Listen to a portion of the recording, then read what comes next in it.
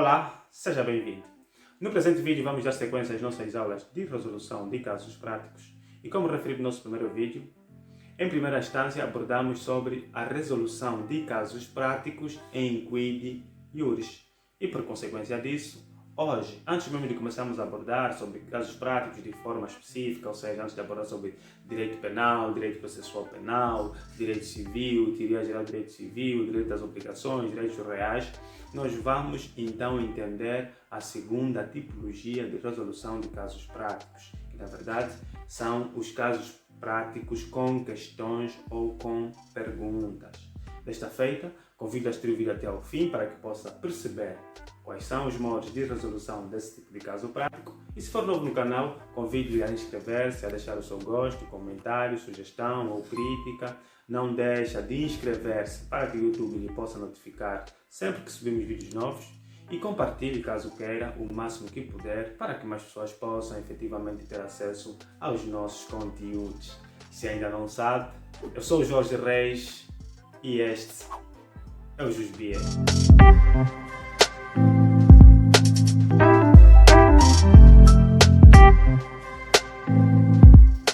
Bem, como referi naquele vídeo introdutório, a resolução de casos práticos pode ser em Quid Iuris, onde nós vamos de modo genérico abordar sobre todo e cada tipo de institutos jurídicos encontrados no caso prático. Né? Se já agora, se ainda não viu esse vídeo, vai lá e vê, tem aqui, pronto, aqui no card o link, vai lá ver o vídeo na íntegra e perceba como é que podemos resolver esse tipo de casos práticos. E para hoje nós vamos efetivamente olhar para os casos em Quid Iuris. Como tem sido normalmente frequente cá no nosso canal, sempre que a gente vai abordar sobre alguma questão que necessitamos ou necessitemos. João, trocaste de código? João, trocaste de código?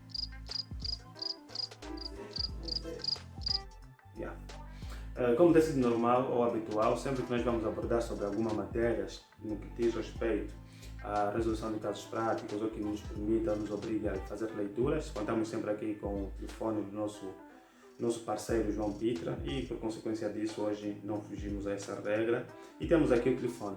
Temos o telefone por quê? Porque claramente, de uma primeira análise, a gente vai precisar de fazer a leitura do caso prático para que assim possamos resolvê-lo. Desta feita eu vou já agora passar claramente para a leitura do mesmo. Entretanto, estou com algumas dificuldades. O João meteu código em tudo. Não sei se anda a fugir do quê, mas pronto, estamos aqui. O caso prático é um caso prático ligado à matéria de teoria geral do direito civil. Vamos já perceber daqui a pouco, né? E eu escolhi esse caso prático também porque integra basicamente uma matéria que a gente já abordou há pouco tempo, né? Há pouco tempo. Vamos perceber já porquê. Vamos lá. O caso prático diz o seguinte. Em janeiro de 1995, Berta adquiriu por uso capião uma quinta, cita na província do Zaire, denominada Mbanza, que até então pertencia a Ana. Em abril de 1996, Berta doou por escritura particular o citado prédio a Carla. Só o fez, no entanto, porque Carla a ameaçou de morte caso recusasse a efetuar a referida doação. Em julho de 1998, Carla vendeu a Diana o prédio em questão por escrito particular, mas, na realidade, as partes não pretenderam celebrar algum contrato. Em agosto de 1999, Diana constituiu onerosamente a favor de Eva um usufruto do prédio em apreço. Para tal, foi observado a forma legal e Eva, que desconhecia sem culpa tudo o que anteriormente se passara, registrou-a imediatamente. E vamos agora às questões, é isso mesmo. Lemos o caso prático, abordamos aqui de modo concreto aquilo que são os fatos inerentes à resolução desse caso prático e vamos às questões. E atenção, que nesse tipo de caso, nós nos vamos limitar exclusivamente nas questões que nos são colocadas, ou seja, nós não precisamos aqui indagar o número máximo de estudos jurídicos, não. questionando-te alguma coisa, responda claramente aquilo que somente lhe perguntaram. Não dê voltas, senão poderá ser prejudicial para si. Logo, a linha A diz o seguinte: identifique e defina as formas de aquisição de direitos a que a hipótese faz referência. Meus senhores, modos de aquisição. Nós aqui há pouco tempo falamos sobre as vicissitudes das relações jurídicas e vimos que elas integram claramente as várias metamorfoses ou transformações que a relação jurídica pode sofrer, nomeadamente a constituição, a modificação e a sua extinção. Consequentemente, dentro da Constituição, nós vimos que ela difere da aquisição. A aquisição é o meio através do qual nós temos algo novo na nossa esfera jurídica patrimonial, chama-se aquisição. E essa aquisição, por sua vez, divide-se em várias formas. Atenção, estou aqui a fazer uma introdução básica para que nós consigamos nos situar por que ou o que é que se pede aqui concretamente. Logo, os modos de aquisição podiam ser originárias e derivadas. Os modos originários são aqueles que nos dão entrada pela primeira vez na nossa esfera jurídica sem que antes tenham existido outros titulares. E por outro lado, a aquisição derivada é aquela que deriva de outros direitos anteriores. Consequentemente, ela classifica-se em aquisição derivada constitutiva, aquisição derivada restitutiva e ainda aquisição derivada translativa. Consequentemente, é o que nos pede aqui na linha A. Quais são os tipos de aquisição que nós podemos impor aqui no caso prático? Primeiramente, vamos analisar em relação à Berta, que foi a primeira adquirente. Ela adquiriu por uso capião. Atenção! Quando falamos sobre esta matéria, vimos que a uso capião, naquela aula, falamos que o uso capião era o único modo de aquisição originária. Na verdade, existe ainda a ocupação. A ocupação também é um modo de aquisição originária e, portanto, se não sabe, saiba agora, vai ver os artigos 318 seguintes e vai perceber o que é a ocupação. E não só, os bens imóveis não estão sujeitos à ocupação, porque quando não utilizados ou não usados, presumem-se que são do Estado, mas somente podemos ocupar as coisas móveis e os animais. Vai lá o artigo 318 e vai perceber claramente isso. No entanto, olhando aqui para uso capião, tendo Berta adquirido por uso capião, vamos classificar a sua aquisição como uma aquisição derivada? Não, como uma aquisição originária. Relativamente a Carla, Carla adquiriu de Berta por meio de doação. A doação é um negócio jurídico unilateral, na qual existe apenas uma manifestação de vontade. Deve estar me perguntar, mas o que é esse negócio jurídico unilateral? Meus senhores, vamos daqui a pouco, em série de teoria geral de direito civil, começamos a abordar sobre os negócios jurídicos e vai efetivamente perceber o porquê que a doação é um contrato unilateral. Sendo um contrato unilateral, Berta faz a manifestação unilateral de vontade e transmite o direito dela para a Carla. Só que, no entanto, qual seria essa aquisição? Existe um direito anterior, logo vai ser uma aquisição derivada translativa. O mesmo ocorre, por exemplo, relativamente a Carla para Diana. De Carla para Diana também existe uma aquisição derivada translativa. Por quê? Porque Carla vende a Diana e essa venda, consequentemente, dá lugar aqui à aquisição derivada translativa. Não obstante a isso, existe ainda aqui a transmissão de Diana para Eva. Diana constituiu, na verdade, um direito de usufruto para Eva. Usufruto para Eva. Relativamente a Eva, existe uma aquisição derivada, só que ela não é translativa porque não traslada o direito de uma para outra, ou seja, não sai de Diana para Eva, mas simplesmente constitui aqui um direito de usufruto, o direito de usar e fruir a coisa durante um período de tempo. E, consequentemente, Eva aqui tem uma aquisição derivada constitutiva. Meus senhores, é basicamente isso que nós podemos ter em conta relativamente às várias aquisições que se observaram ao longo desse caso prático. E só, não vamos inventar mais nada, respondemos isso e só. Entretanto, tem uma segunda questão. Na verdade, o caso prático só tem duas questões. A segunda questão é, sabendo que as ameaças de Carla e a Berta ainda se mantêm, diga quem e quando adquiriu direitos sobre o prédio rústico Mbanza. Meus senhores, nós já estamos aqui realmente a concluir e a matéria que nós vamos focar agora vai ser em torno da questão da simulação e nós queremos perceber se efetivamente existe ou não existe aqui direitos sobre todos ou quem vai ser efetivamente o real proprietário. Para tal, também é necessário nós fazermos aqui uma análise individualizada. Por quê? Porque em primeira instância a Berta adquiriu o imóvel por uso capião, uma aquisição originária. Entretanto, doou a Carla. Só que essa doação foi feita por coação. Atenção, a coação é um vício de vontade. Vício de vontade deve estar perguntando a mim o que é vício de vontade. Claro, nós também vamos abordar sobre isso em série de negócios jurídicos. Mas adianto que o vício de vontade configura-se quando não existe uma semelhança entre a nossa vontade real e a manifestação declarada. Ou seja, eu não quero vender, mas vendo. Por quê? Porque alguém me coagiu. Por quê? Porque quero usurpar direitos de terceiros.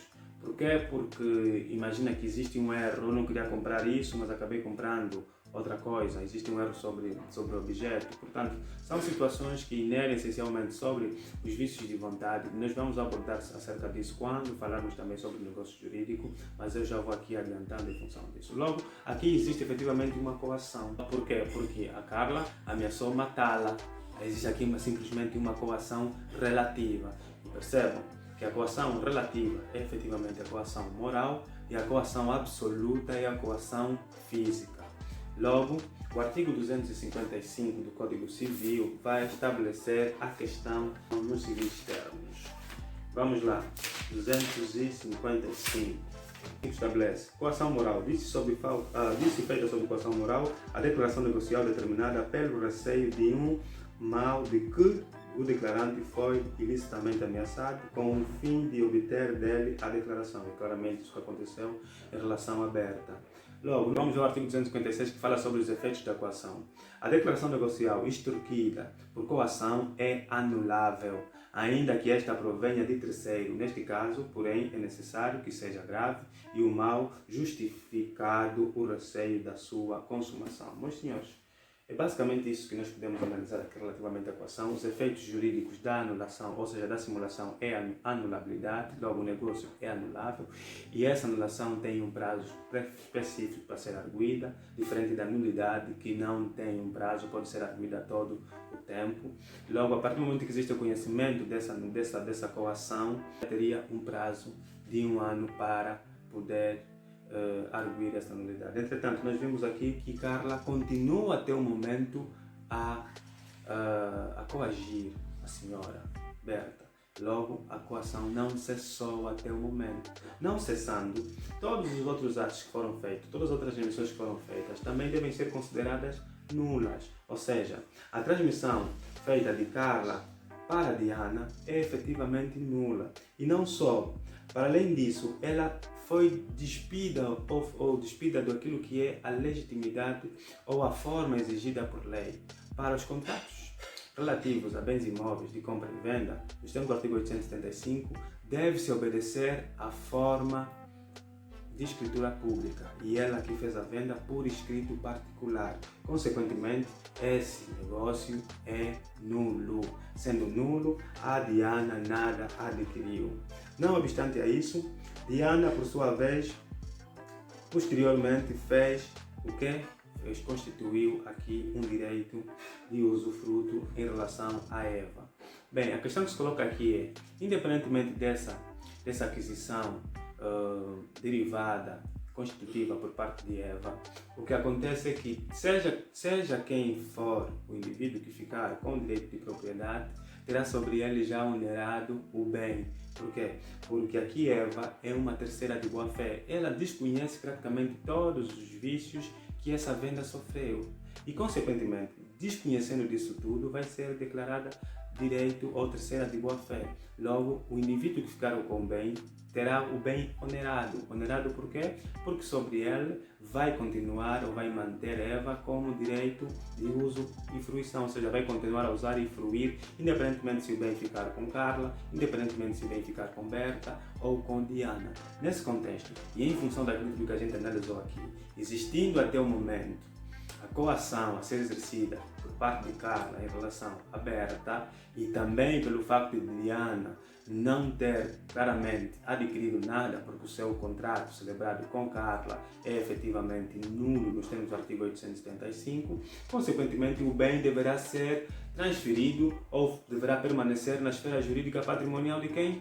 De Berta, porque Berta adquiriu de forma originária através do usucapião, não obstante a anteriormente pertencer a Ana, e consequentemente é ela a real titular. Sendo a real titular e os direitos de propriedade repercutirem sobre ela, ainda assim ela verá esse seu direito de propriedade um tanto quanto limitado. Por quê? Porque a oneração feita por Diana em relação a Eva vai permanecer, ou seja, a Eva continuará a ser a usufrutuária do imóvel no prazo estabelecido com Diana e, consequentemente, o direito de propriedade da Ana, ou seja, da Berta, estará limitado.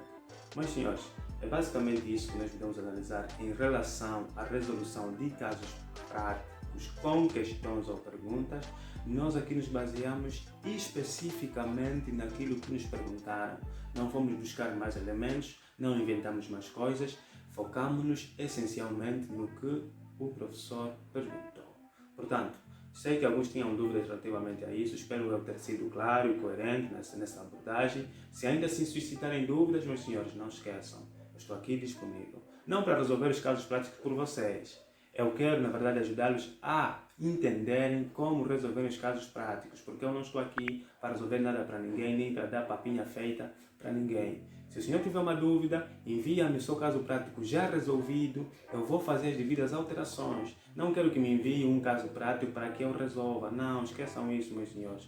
Eu não vou fazer isso. Eu não estou aqui para fazer papinhas para ninguém. Eu estou aqui para ajudá-lo e ajudá-lo a compreender o direito, ajudá-lo a resolver casos práticos. Portanto, é tudo quanto eu tinha preparado para hoje. Espero que tenham gostado do vídeo e agradeço pela sua audiência e pelo tempo dispensado. Espero por si no próximo vídeo. Como sabe, eu sou o Jorge Reis e este é o Jusbia.